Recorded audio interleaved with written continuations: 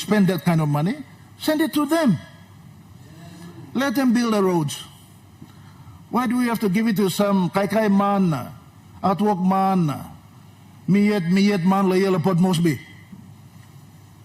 Sambla line na sa ula road to alwak makim road next money natin.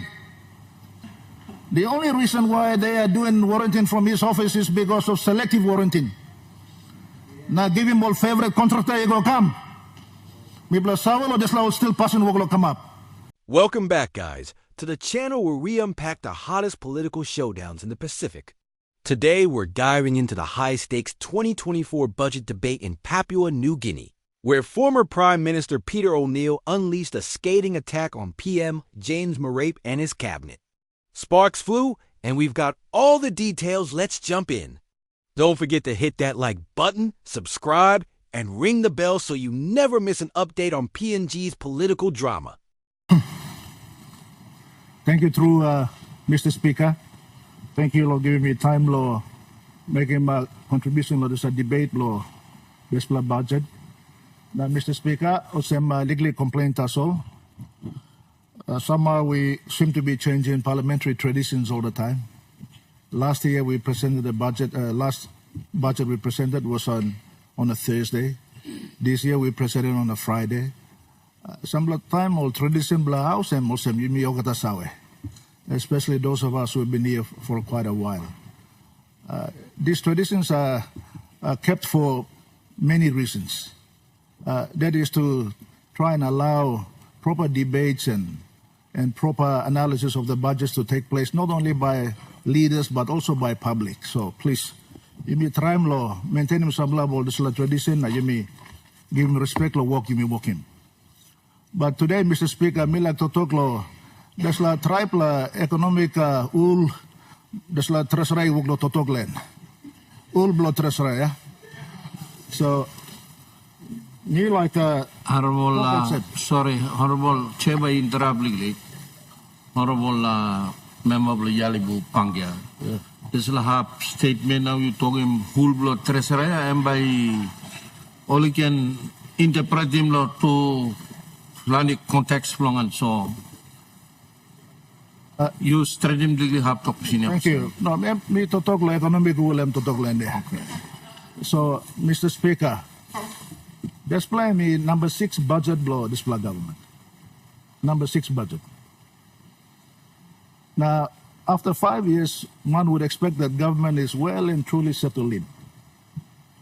Settled in and managing the economic affairs of the country. Now, of course, trying to meet him, there's the challenges economy one time, country, given law, government law, managing. But consistently, Mr. Speaker, Treasurer, one time Prime Minister, continuously blaming previous governments, especially my government, blaming Ukraine war, blaming COVID. Me look at this law reference, come up again, law this budget book, yeah. But this kind of excuse must stop, Mr. Speaker. Treasurer's inability to manage the economic affairs should not be blamed on others. It should be squarely put on his own shoulders, Mr. Speaker. Today, Mr. Speaker, Mila Togolsem, you mean inherit him economy law 2019, planning Togolsem. Now, just as recently, planning minister Togolsem, it was in a bad shape when they inherited it. Let me explain, Mr. Speaker. There's like trubla totok. Since 2002, after the Marape reforms and Asian financial crisis in 1997, to 2011, there was a positive economic growth under Somare government. I must give credit to that. That was largely due to very pleasant, good commodity prices, particularly oil prices were very high. So Somare was able to run a surplus budget for quite a while, Mr. Speaker. And the economy grew between an average of 4 to 5% over those years. Now, 2011 came, now 2012, we ran a deficit budget, Mr. Speaker, deliberately because plenty money only packing no surplus for this time. Kan program ino kamabut na planning money go missing law between 2000 and 2011. So time you mikam lo government time you no got money lo trust accounts. No got the money finish. So we had to run a deficit budget. And many of the senior ministers who are sitting on the other side of government know very well. But deliberately only brush him this last side now. Blame him, go yet. We all took a decision to run that, Mr. Speaker, and we ran a deficit budget for the first year, but on a sliding scale. No 2018, lo budget book 2, and reflecting lo table 1. In 2018, the budget deficit was 2.6%. Now, I'm pleased to see that the government is now reducing its budget deficit. That I must give credit to the government. That's a right approach. But we were supposed to have a balanced budget in 2019 and beyond. Unfortunately, the government came in and they lifted the budget deficit up back to quite a large number. I think it was over 6%. So, Mr. Speaker, in 2018, because of the collapse in particularly oil prices, our economy struggled. And the economy declined by 0.03% in 2018 alone. But from 2002 to 2017, there was a continuous positive growth in the economy. Those data are available at the Central Bank and the Treasury Office, Mr. Speaker. So it is time that the Treasurer stops this blame game and take some responsibility of how he is managing the economy, Mr. Speaker. Mr. Speaker, in 2011, when we took over the government, the economy, the GDP was 40 billion kina. As recorded in Table 1, Mr. Speaker, in 2018 and 2019, when we left, it was 80 billion kina GDP, Mr. Speaker. Now we are heading to almost 122 billion kina in 2025. Now that's a substantial growth over all those years, Mr. Speaker. And it's not an economy that was struggling. Today, this government is enjoying high commodity prices, gold, copper, oil, LNG. As a result of that windfall, you are enjoying big budgets. Big budgets, but you are mismanaging that, Mr. Speaker. Unlike the times of Somalia government when they were enjoying good oil prices, the surplus that was saved, they did not borrow any money, Mr. Speaker. Because there was no need, because the economy was growing, the economy was making money. Today we are making money, but we are still borrowing, Mr. Speaker. We are still borrowing. Why is that, Mr. Speaker? We are borrowing because we are spending too much. As much as what we are making, we are spending. And as a result, we need to go and borrow money from IMF and work with people who are suffocating our economy, Mr. Speaker. They're suffocating our economy. So this 13-year budget repair that the Treasurer continues to talk about, what is he repairing? The economic fundamentals are very sound. It is the abuse and the mismanagement of the expenditure that's causing us these problems, Mr. Speaker. And that's why we are forced to go and borrow money and pay very, very high interest costs, 3.5 billion kina next year. That's more than what is Mr. Speaker, more than what is we are investing in the social key sectors, health, education, and law and order, Mr. Speaker.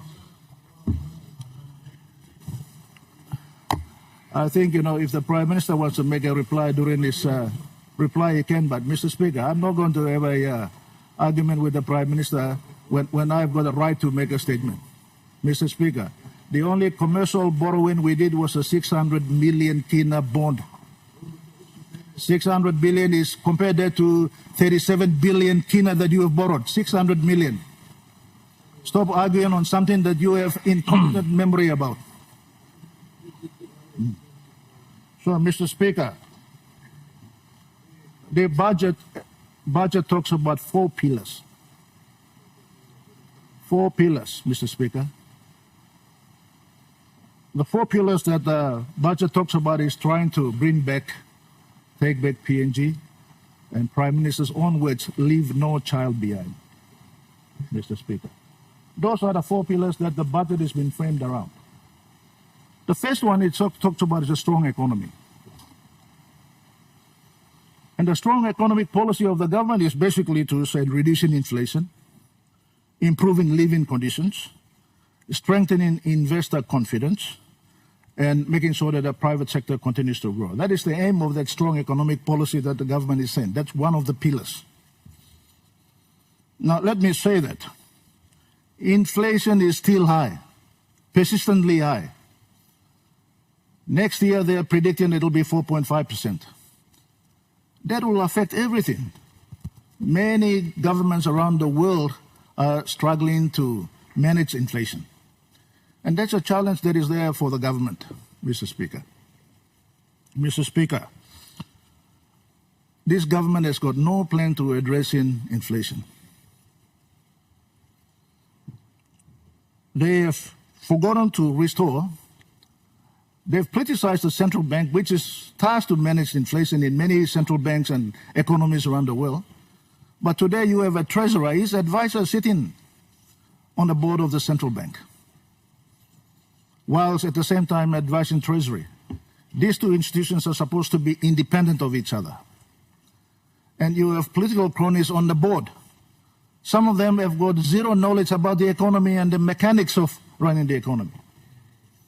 So, Mr. Speaker, we need to stop that. Mr. Speaker, talking about living conditions, they are far worse today than 5 years ago. Mr. Speaker, all you need to see is the rise of settlements all around the urban and cities throughout the country. Rise of settlements and urban youth and urban population, that's a clear indication that people are struggling to survive out there, Mr. Speaker. And when you talk about building a strong economy based on investor confidence, I can tell you investor confidence is zero. Low investor confidence. That's why you have had no foreign direct investment in the country. Mr. Speaker, no foreign direct investment, zero. It's nothing to be proud of, Mr. Prime Minister, nothing to be proud of. Mr. Speaker, Mr. Speaker, if the Prime Minister continues to interject and carry on because we are talking about his failings, he should take advice and take heed of it. The cancellation of Papua LNG. Papua LNG will never be developed the way you're carrying on. The agreement was signed and delivered. We should be in production today. Because of your incompetence, we have now not done anything. Incompetence. The Pogara deal. Pogara deal. Operating in your dreams, Mr. Speaker. Tell the Prime Minister, in your dreams. You see the problems up there.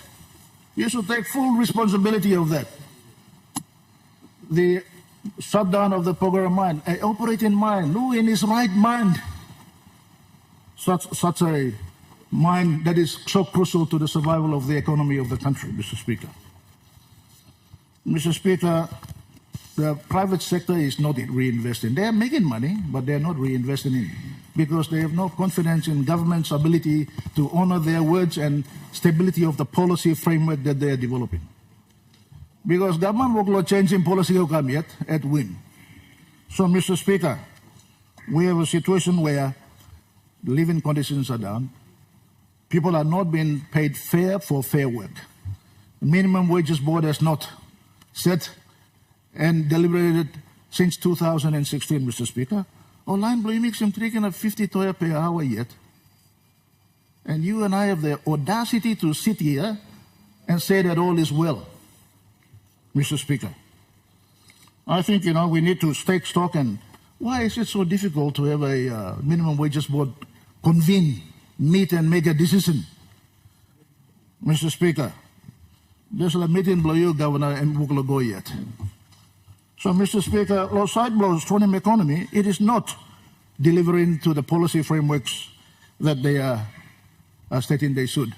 Mr. Speaker, the other thing that private sector is concerned about a level playing field. Some tax concessions that have been ended out like some loli blow piginini. Some of these people are not investing in new money into the country or bringing new foreign direct investment in the country. Only come na yumi work lo give him ground lo free tasol na biyan only use him desla lo come na borrowing money na working business lo country blo yumi. And more desla kain man, we are giving them tax holidays for 30 or 40 years. Under the so-called economic SEZ and everything that we are talking about giving to people to promote business. Why are we giving tax holidays to casino and gambling houses? What kind of a joke are we going to become?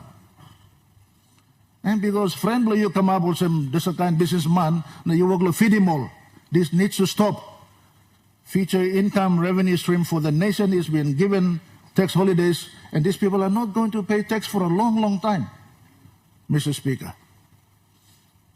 Normally, tax holidays are given to sectors and rural community-based businesses. So we can encourage people to do business in the rural communities, employ our people in the rural communities, Mr. Speaker. Number 2, pillar below this budget, M Connect PNG program. I don't have to say any more about this program. It's a connect. The only people who are benefiting are people who are known to government. That's the totok blo email like connecting rural communities na karamol produce boligam out here and giaman tok. The budget is now proposing to spend almost 2 billion kina on this project. And the Prime Minister himself said that he will do an investigation and he will put a report here. Where is the report? It's been many months. It's just another lie. If we are going to run a deficit budget, we are running a deficit budget to fund Connect PNG programs. Over 2 billion kina, Mr. Speaker. Over 2 billion kina. There's a strategy blow, connecting all road blow, rural communities. Each one of us in the districts and the provinces know those roads. They are the government agencies' right to spend that kind of money. Send it to them. Let them build the roads. Why do we have to give it to some kai man, outwork man, miyet man layela pot Mosby, because he's your political crony? Some line in a Saula road to all walk making road next in money, nothing. This is thieving, Mr. Speaker. Mr. Speaker, you must stop him this lakan passing, huh? Mr. Speaker, number 3, totok lo, working this budget, going rural. Now, 85% of our communities live in the rural area, so we plan to put in this budget or directly we go upside. Nobody has got the data that 85% of our population live in the rural. This same figure was used during just after independence, you know. But you may use him figure nothing lo tram lo diverting money go come. So, Mr. Speaker, plan the line here all work migrate for better opportunities. All like him educating picking niblo, all like him good work, only planning money, only planning lo working business, only go to town now cities lo country. Plan these cities. Organize the settlements properly, making sure that they've got water, sanitation, and power, Mr. Speaker. This is where the money should be going. And, Mr. Speaker, finally, on good governance. Number 4, pillar below this budget of good governance. My goodness, good governance. The Treasurer himself is late on the mid-year economic fiscal outcomes. 5 months late. The final budget outcomes are even worse. Presented almost when the year is almost over, the following year is almost over. And Mr. Speaker, most of all and most concerning, it's the first time in the history of our country the Treasurer himself is sitting in this office signing warrants. That is not his job. He's a legislator. He's a policy maker. Secretary for Treasury is paid to do that job. What am kind law in behind him? Time Parliament approving budget and approving Treasury Secretary lo walk him this la walk. The only reason why they are doing warranting from his office is because of selective warranting. Now give him all favorite contractor, he go come. Mibla Sawalo, this law still passing work come up. Stop hiding behind this nonsense. That's not good governance, Mr. Speaker. You work law, Parabim noise law budget papers. Mr. Speaker, we need to empower Auditor General's Office, ICAC, all this Ombudsman Commission properly so they do their job. All you to account. You're answerable to the people of this country. And when we in opposition are telling you, we are trying to tell you to improve what you're doing. People know got one personal issue one time, Mr. Speaker. We are trying to help you. We're trying to give you strength to make the right decisions for the country. Now can current paper run, assembly like coins side round. We all know what you're up to, Mr. Speaker. We all know what you're up to. We know what you're up to, Mr. Speaker. Mr. Speaker, there's at least some time behind him warranty go, Mr. Speaker, and Prime Minister, you are the worst one. So, bayam desla contractor, bayam desla man. This is what the department secretaries are telling us. Why can't you allow them to do their job? You know, work you know, current invoice run around. Your job is to lead the country, make legislation, make laws. Treasurer and you are way. You know, behind him warrant run local department. Mr. Speaker, and that is not good governance. If you're preaching good governance, behave in a manner that is going to uphold that principles, Mr. Speaker. So, Mr. Speaker, lo passing to talk also, me got 1 minute. Economy, you talk, I'm go right, I'm good plan. You plan much where the economy is tracking. But please, stop borrowing. You've like that enough revenue now, law, funding budget through the taxation collections you are getting. Stop the borrowing.